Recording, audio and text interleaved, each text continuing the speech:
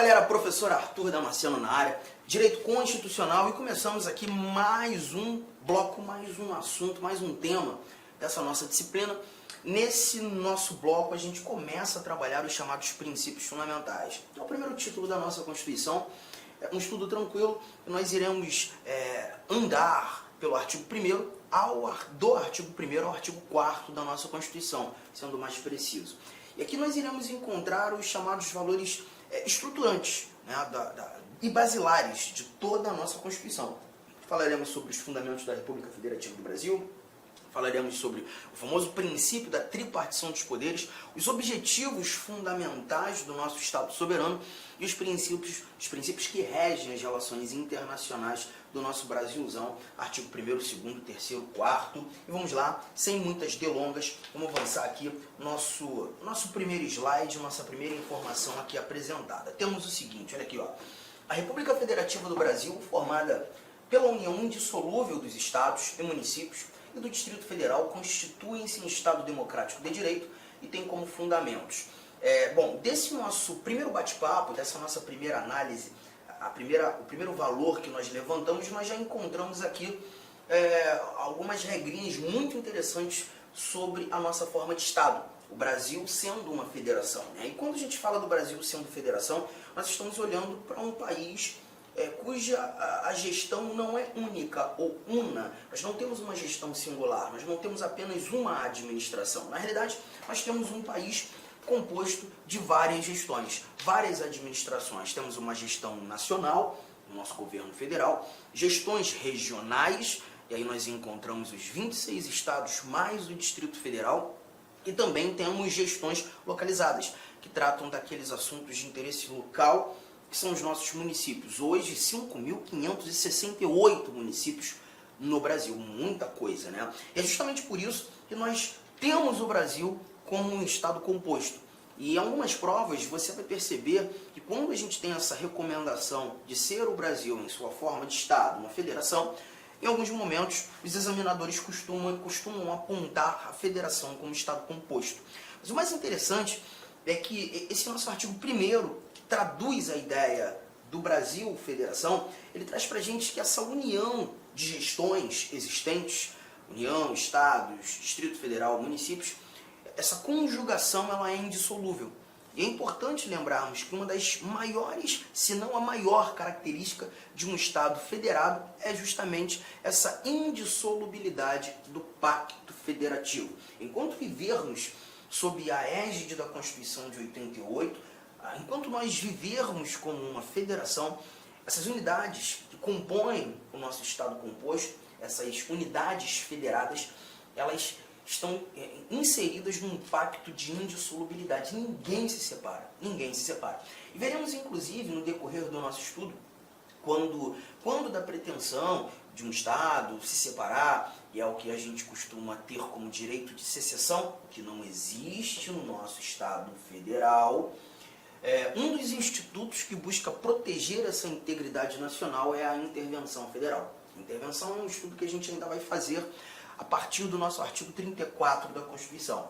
Nesse momento, é apenas lembrar que o Brasil como federação carrega com prisma, como um dos elementos determinantes ou característica essencial, a indissolubilidade do pacto federativo. É o que temos aqui. Constitui-se em Estado democrático de direito, ou seja, nós temos o poder do povo instituído em leis, tá? E temos como fundamentos esses 4 incisos que aqui estão sendo apresentados para nós. A soberania, a cidadania, a dignidade da pessoa humana, os valores sociais do trabalho e da livre iniciativa e o pluralismo político. Então, um bate-papo rápido aqui, né? Quando a gente fala de soberania, esse primeiro fundamento da República Federativa do Brasil, eu costumo dizer que esses fundamentos são pilares sustentadores do nosso Estado maior. Aqui a gente está falando de uma soberania nacional, tá? Como regra geral e majoritariamente entendida, a soberania nacional, a soberania que está nas mãos do Estado Maior. E é um poder ilimitado, é um poder que consegue fazer ou estabelecer ou coordenar essa capacidade que o Brasil, que a República Federativa do Brasil tem, de se relacionar com outros Estados soberanos, né? E a gente verifica isso em muitos momentos da nossa Constituição. né, quando, por exemplo, artigo 84, falando das competências do presidente da República, a capacidade que o presidente da República tem, agindo como chefe de Estado, representando a soberania da República Federativa do Brasil, de celebrar tratados e convenções internacionais, fazer com que o Brasil se torne signatário de tratados internacionais, acompanhe tratados internacionais. Possivelmente você já ouviu em alguns momentos, o Brasil fazendo parte de tratados como o Pacto São José da Costa Rica, como o Pacto Internacional dos Direitos Civis e Políticos. São vários os tratados internacionais que o Brasil faz parte. E nesse ambiente, a gente verifica o Brasil dotado de soberania, capaz dessa relação, né? E essa é a ideia da soberania. Mas parte da doutrina também costuma apontar essa soberania como a soberania popular, poder do povo. E quando a gente fala de soberania popular, aparece mais um slide aqui. Eu já vou pular do nosso primeiro fundamento, a soberania, ao parágrafo único que diz: todo poder emana do povo, que o exerce por meio de seus representantes eleitos ou diretamente nos termos desta Constituição. Então aqui a gente já faz um primeiro grifo, porque quando a gente percebe que todo poder emana do povo, a tal da democracia, poder que é nosso, esse poder ele é emanado por meio dos nossos representantes eleitos, primeiro grifo, mas também verificaremos um poder sendo emanado de maneira direta. Então a gente tem uma emanação indireta de poder e uma emanação direta de poder. Nós emanamos direta e indiretamente o nosso poder. A ideia da emanação indireta faz com que entendamos a chamada democracia representativa. Democracia representativa. Assim como quando emanando o poder de maneira direta, uma democracia participativa. Arthur, você pode me dar exemplos dessas emanações, dessa democracia representativa e dessa democracia participativa? Claro. A democracia representativa é aquela que a gente visualiza o tempo todo, né? Os nossos representantes eleitos, deputados, senadores, articulando projetos de lei, fazendo com que esses projetos de lei se tornem leis. Aqui nesse momento nós estamos verificando a chamada a democracia representativa. Os nossos representantes eleitos tomando decisões em nome do povo.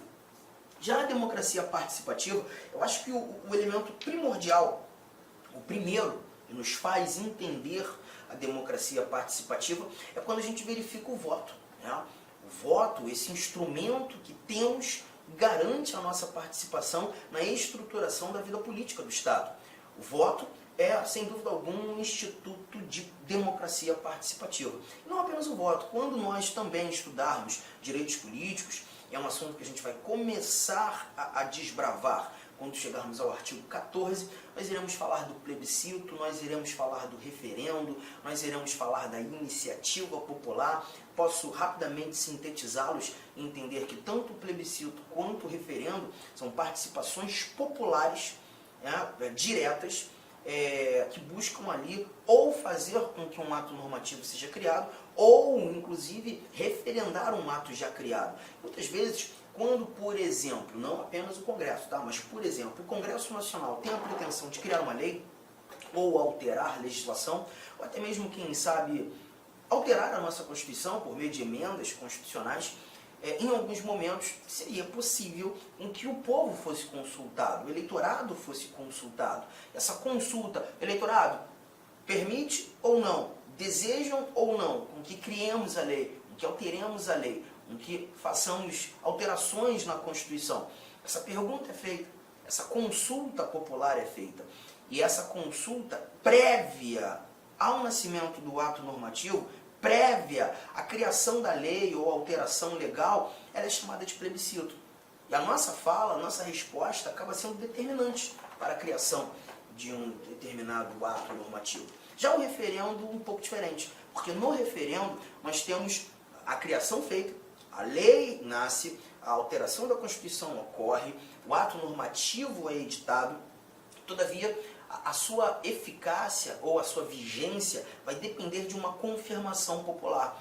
O nosso poder público cria e nós confirmamos. E essa confirmação ela é determinante para a vigência ou não daquilo que fora criado, né? Então a gente tem nesse caso o referendo, a nossa participação posterior à formação do ato, né? E a iniciativa popular, que também veremos, e isso a gente vai anotar com muito mais cautela quando começarmos a estudar direitos políticos, como disse. A iniciativa popular nada mais é do que a nossa capacidade de criar projetos de lei. Criamos projetos de lei e apresentamos esses projetos de lei ao Poder Legislativo, em busca de fazê-lo se tornar uma lei.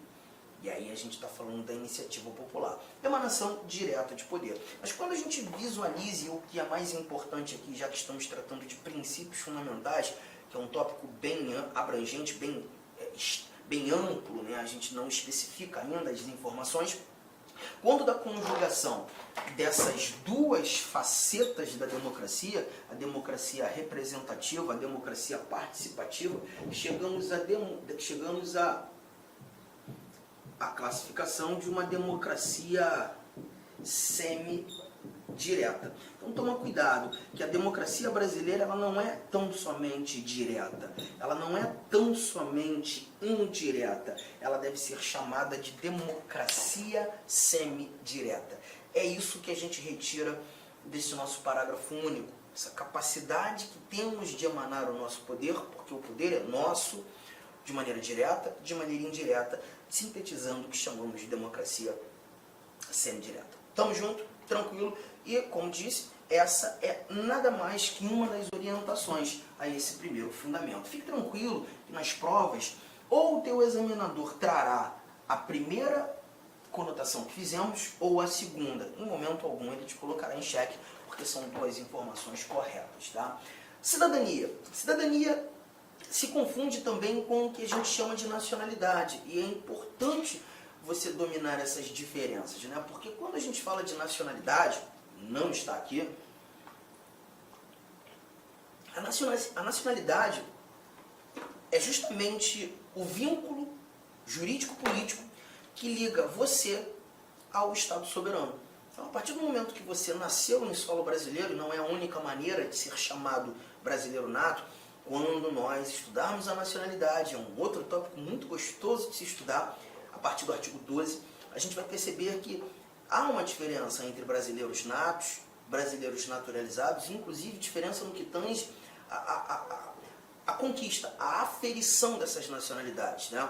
E aí a gente percebe que o brasileiro nato, como regra geral, é aquele que nasce em solo brasileiro.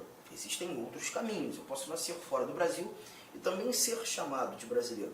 E a partir do nascimento em solo, que é o exemplo que eu separei, você conquista esse vínculo de nacionalidade. Tá? Então a nacionalidade nada mais é do que esse vínculo que liga você ao Brasil, que liga o indivíduo ao Estado soberano, obviamente atendendo critérios. Mas eu não posso dizer que todo brasileiro, todo nacional, todo indivíduo que carrega a nacionalidade brasileira já é de imediato cidadão.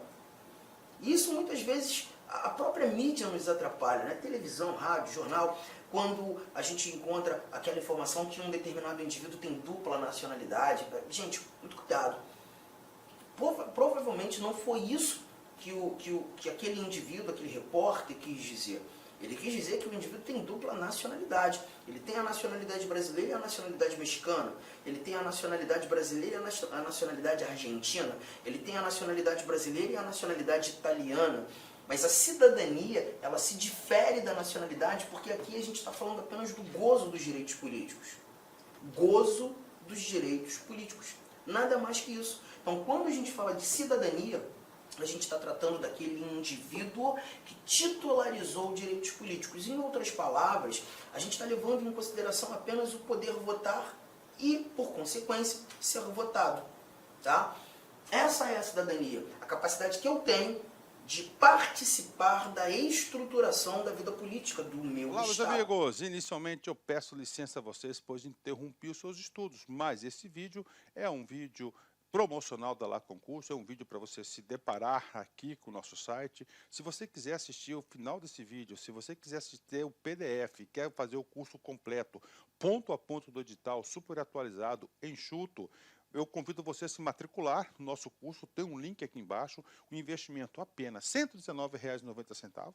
Para de reclamar aí que eu cortei o vídeo, cara, vai lá, tira o escorpião do bolso. Ah, não tenho, mentira, não acredito nisso, R$ 119,90, esse curso fabuloso aqui da Lá Concursos, o melhor custo-benefício do mercado, ali você vai encontrar, tá certo? Todo o conhecimento necessário e suficiente para você ser aprovado no concurso da Guarda Civil. Só depende de você. E ainda, você tem ainda a nossa metodologia do Personal Coach, que é o estudo e regime de metas. Bacana?